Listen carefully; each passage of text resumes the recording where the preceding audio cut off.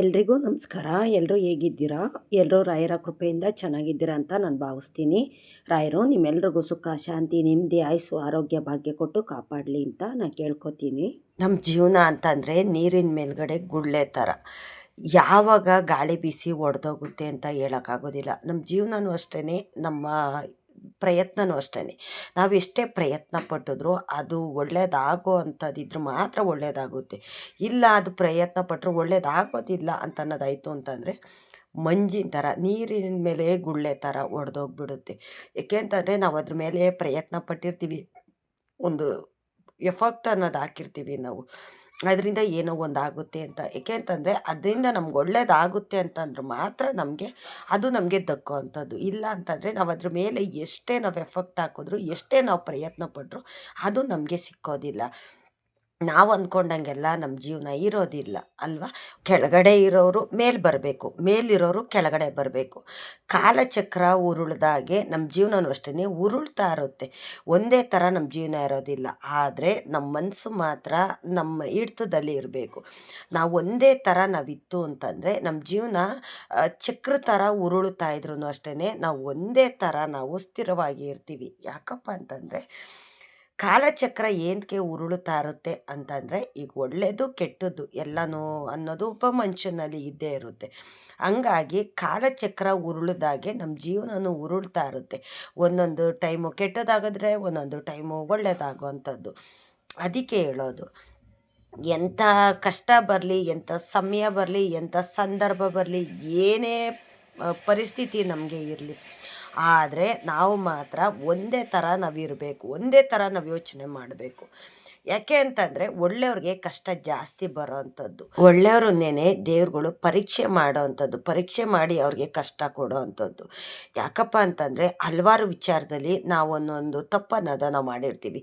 ಕೆಲವು ವಿಚಾರದಲ್ಲಿ ಗೊತ್ತಿಲ್ಲದೆ ತಪ್ಪು ಅನ್ನೋದು ಮಾಡಿರ್ತೀವಿ. ಕೆಲವು ಗೊತ್ತಿದ್ದು ತಪ್ಪನ್ನೋದು ಮಾಡ್ತಾರೆ. ಆದರೆ ಇನ್ನು ಕೆಲವರು ಇರ್ತಾರೆ ಬೇಕು ಅಂತಲೇ ಕೆಟ್ಟದ್ದು ಮಾಡೋ ಅಂಥದ್ದು, ಬೇರೆಯವ್ರಿಗೆ ಹೇಳ್ಕೊಟ್ಟು ಕೆಟ್ಟದ್ದು ಮಾಡೋ ಅಂಥದ್ದು. ಏಕೆ ಅಂತಂದರೆ ನಾವು ಭೂಮಿ ಮೇಲೆ ಸಾವಿರಾರು ಜನ ನಾವು ನೋಡ್ತೀವಿ, ನಾನಾ ಥರ ಸಮಸ್ಯೆಗಳನ್ನು ನಾವು ನೋಡ್ತೀವಿ. ಒಬ್ಬೊಬ್ಬರು ಮನೆಯಲ್ಲಿ ಒಂದೊಂದು ಥರ ಪರಿಸ್ಥಿತಿ ಅನ್ನೋದಿರುತ್ತೆ.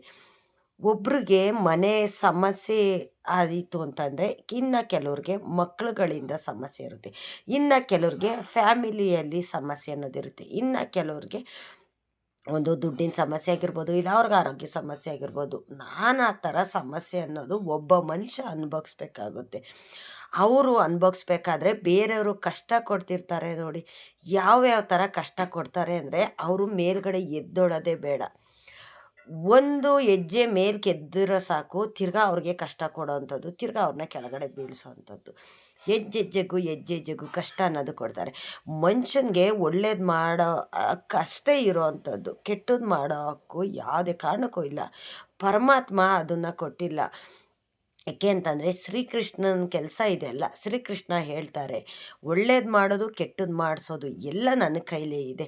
ನಾನು ಆಡಿಸಿದಂಗೆ ಆಟ ಆಡೋ ಗೊಂಬೆಗಳು ಅಷ್ಟೇ. ಆದರೆ ಒಬ್ಬ ಮನುಷ್ಯನ ಮುಂದೆ ನಾನು ಎರಡು ರೀತಿಯಲ್ಲಿ ನಾನು ಇದಿಟ್ಟಿರ್ತೀನಿ, ಒಂದು ಸೂಚನೆ ಇಟ್ಟಿರ್ತೀನಿ, ಒಳ್ಳೆಯದು ಕೆಟ್ಟದ್ದು. ನೀನು ಯಾವುದನ್ನು ಆಯ್ಕೆ ಮಾಡ್ಕೋತೀಯ, ಒಳ್ಳೆ ದಾರಿ ಆಯ್ಕೆ ಮಾಡ್ಕೋತೀಯ ಇಲ್ಲ ಕೆಟ್ಟ ದಾರಿ ಆಯ್ಕೆ ಮಾಡ್ಕೋತೀಯ, ಅದ್ರ ಮೇಲೆ ನಿನ್ನ ಜೀವನ ಡಿಪೆಂಡ್ ಆಗಿರುತ್ತೆ, ನಿನ್ನ ಜೀವನ ನಿಂತಿರುತ್ತೆ.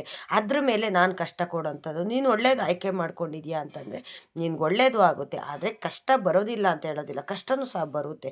ಆದರೆ ಕಷ್ಟದ ಜೊತೆಯಲ್ಲಿ ನಾನಿರ್ತೀನಿ ಅಂತ ಶ್ರೀಕೃಷ್ಣ ಪರಮಾತ್ಮ ಹೇಳೋವಂಥದ್ದು.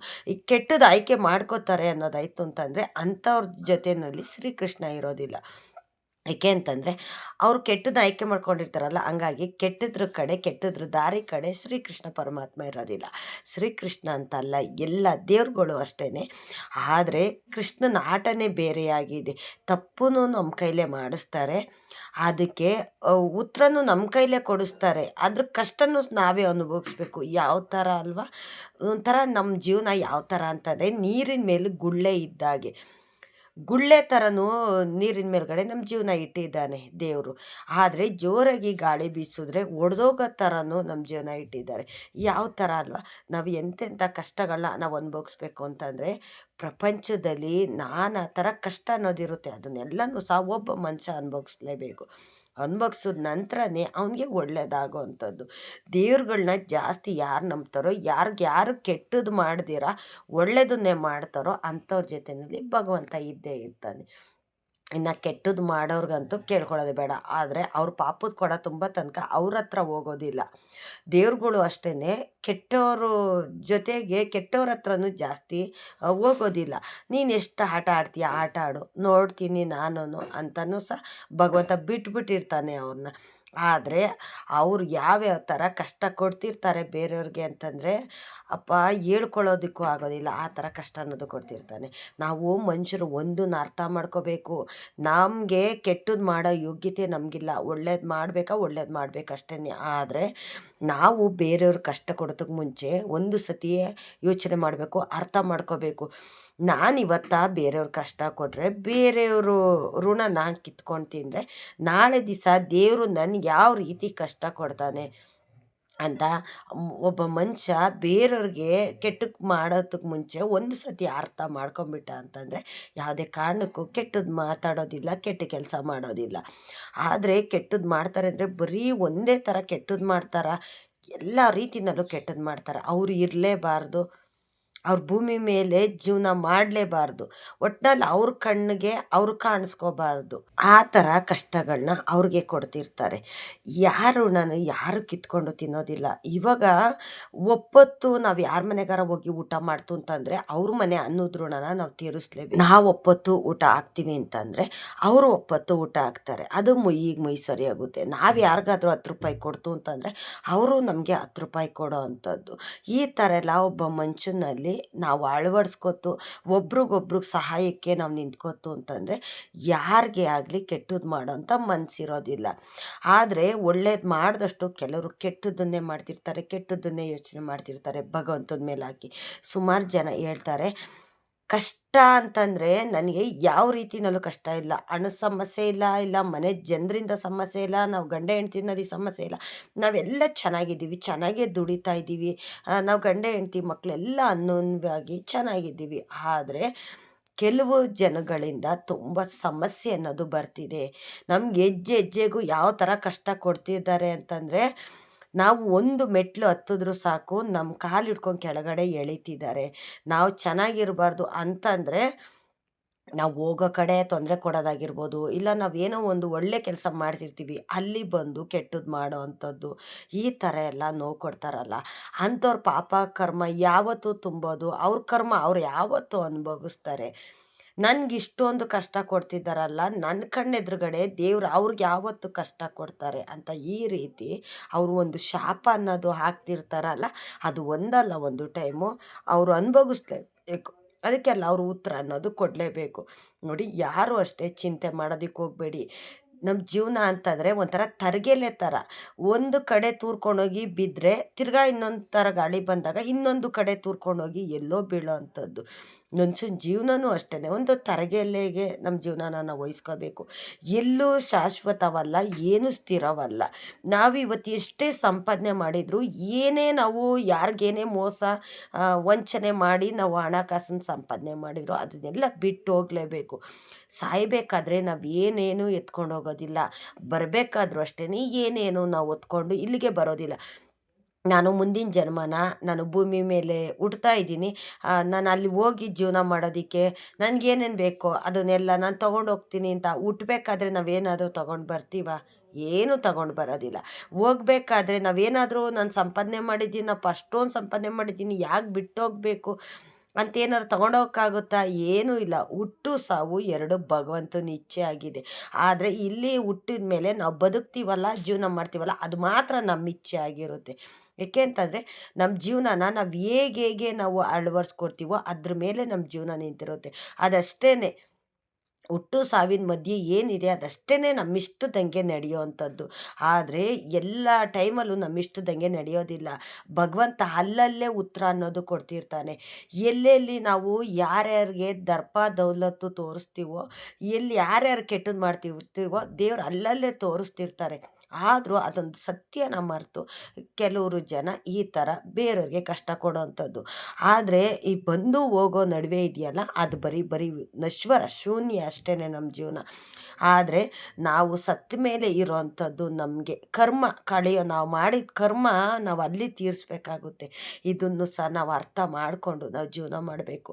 ನಾವು ಒಳ್ಳೇದು ಮಾಡೋಕ್ಕಾಗಿಲ್ಲ ಅಂತ ಅಂದಮೇಲೆ ಕೆಟ್ಟದ್ದು ಮಾಡೋ ಅಷ್ಟು ಹಕ್ಕು ನಮಗಿಲ್ಲ.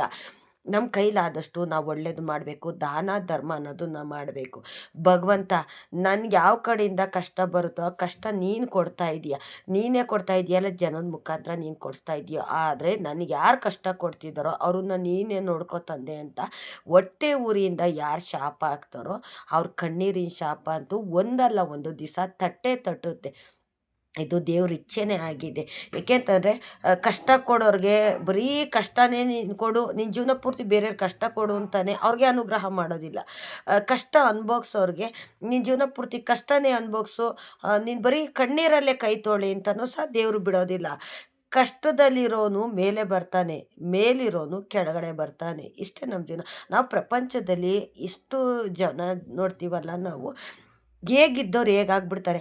ಅವ್ರು ತುಂಬ ಚೆನ್ನಾಗಿರ್ತಾರೆ, ತುಂಬ ಚೆನ್ನಾಗಿ ಹಣ ಕಾಸು ಆಸ್ತಿ ಎಲ್ಲವೂ ಇರುತ್ತೆ. ಆದರೆ ಹೇಗೆ ತಮ್ಮ ಕೆಳಗಡೆ ಬಿದ್ದೋಗ್ತಾನೆ ಆ ಮನುಷ್ಯ. ಯಾಕೆ ಅಂತಂದರೆ ಇದೆಲ್ಲ ಒಂದು ಸೂಚನೆನ ಭಗವಂತ ಕೊಟ್ಟಿರ್ತಾನೆ. ನಿನಗೆ ಕೊಟ್ಟಾಗ ನೀನು ಯಾವ ಥರ ನಿನ್ನ ಜೀವನ ಮಾಡ್ತೀಯ, ನಿನ್ನಿಂದ ಕಿತ್ಕೊಂಡಾಗ ನೀನು ಯಾವ ಥರ ಜೀವನ ಮಾಡ್ತೀಯ, ಯಾವ ಥರ ಉಸಿರಾಡ್ತೀಯ ಅಂತಲೂ ಸಹ ಭಗವಂತ ಕೊಟ್ಟು ಮತ್ತು ಕಿತ್ಕೊಂಡು ಎಲ್ಲವನ್ನು ಸಹ ನೋಡ್ತಾನೆ. ಆದರೆ ನಮ್ಮ ಹತ್ರ ಏನು ಇಲ್ದಾಗಲೂ ನಾವು ಯಾವ ಥರ ಇರ್ತೀವೋ ಎಲ್ಲವನ್ನು ಭಗವಂತ ಕೊಟ್ಟಾಗಲೂ ಸಹ ನಾವು ಅದೇ ಥರ ಇರಬೇಕು. ನಾವು ಯಾವತ್ತೂ ಅಷ್ಟೇ ಚೇಂಜ್ ಆಗೋದಕ್ಕೆ ಹೋಗಬಾರ್ದು. ಆದರೆ ಮನುಷ್ಯನ ಬುದ್ಧಿ ಅಂತಂದರೆ ಕ್ಷಣ ಕ್ಷಣಕ್ಕೂ ಚೇಂಜ್ ಆಗೋವಂಥದ್ದು.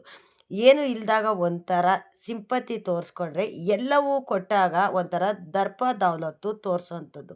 ಇದು ಪ್ರತಿಯೊಬ್ಬ ಮನುಷ್ಯನಲ್ಲೂ ಸಹ ಇದೆಲ್ಲ ಇದ್ದೇ ಇರುತ್ತೆ.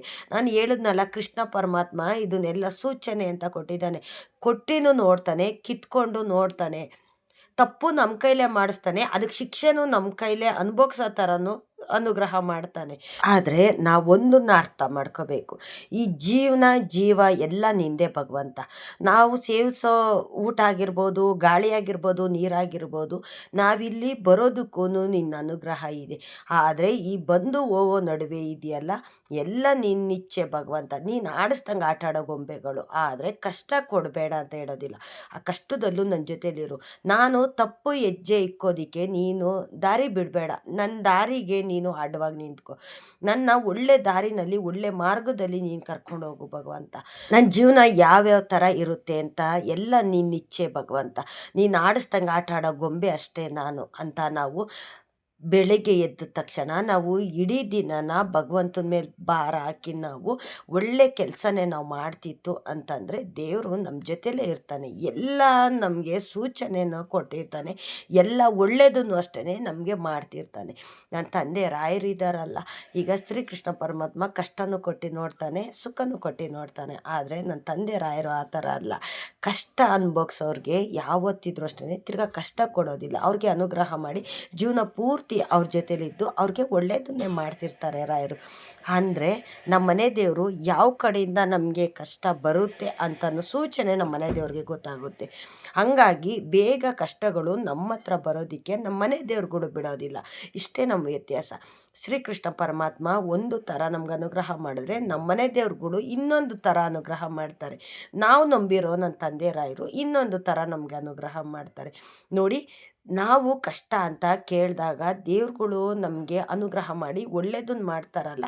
ಮತ್ತು ತಪ್ಪಾಯಿತು ಭಗವಂತ, ನನ್ನಿಂದ ತಪ್ಪಾಗಿದೆ, ನಾನು ಬೇರೆಯವ್ರಿಗೆ ತಪ್ಪು ಮಾಡಿದ್ದೀನಿ, ನನ್ನ ಮಾತಿಂದ ನಾನು ಮಾಡೋ ಕೆಲಸದಿಂದ ಅವ್ರಿಗೆ ತುಂಬ ತೊಂದರೆ ಆಗಿದೆ, ಅವ್ರು ತುಂಬ ಕಷ್ಟದಲ್ಲಿ ಸಿಕ್ಕಾಕೊಂಡ್ಬಿಟ್ಟಿದ್ದಾರೆ.